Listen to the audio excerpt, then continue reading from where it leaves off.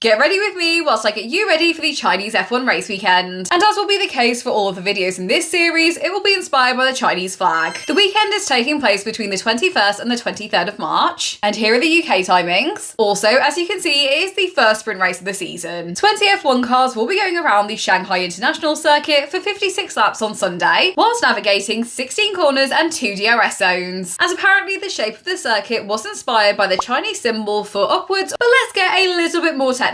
Firstly, the run to T1 is rather long, but it can get pretty exciting before it gets tight going into turn 2. When the drivers get into turn 7 and 8, they will be experiencing a lot of G-force. Then they will experience one of the longest straights on the F1 calendar between turn 13 and turn 14, and that is one of a number of high-speed sections on the circuit. Also, the track is good for overtaking, and here are some of the best corners for overtaking. Lastly, it is built on marsh/swampland, so it is susceptible to ground movements, therefore causing bumps. And as we've learned by now, this spec of cars is rather sensitive to unevenness. Overall, according to some drivers, it has one of the best layouts of the entire season. And one of the reasons for that is because it's made up of a mixture of high and medium speed corners. Currently, whilst the cars are on track, the weather looks like it will be in the low to mid 20s, and it will be sunny on the first 2 days, but cloudy on race day, which is pretty similar to the conditions last year, although it took place in mid-April. Also the same as last year, the tyres that have been selected are the C2s, C3s and C4s, which is likely because whilst the weather will be rather mild, there will be a lot of stress on the front tyres, and that's because it's a front limited circuit. Furthermore, there is a slight complication to the tyre strategies because the track has been fully resurfaced. So based on this information, if I was going to make an educated guess, I'd say that they were still going to aim to go for a one-stopper going from mediums to hards. Next up are the news stories related to the weekend. The biggest news is that the FIA will be applying tougher rear flexi-wing tests, and this is based on what they saw from the cameras that they put on the cars in Melbourne. However, due to the late notice of all of this, they are going to be a little bit more lenient when it comes to the exact measurements. Secondly, Pirelli are bringing these special edition caps for the Chinese Grand Prix podium. Lastly, Pirelli, McLaren, Red Bull, Mercedes and Aston Martin all suffered from freight delays, which means that the teams did not receive their cargo until late Wednesday afternoon. So just to ensure that there weren't any delays, the FIA allowed teams to break curfew. Lastly is Karina's podium predictions. Of course, I think it's going to be both of the McLaren drivers on the podium, and then I'm going to go with Max because other drivers such as Lando have said that Red Bull looks rather quick.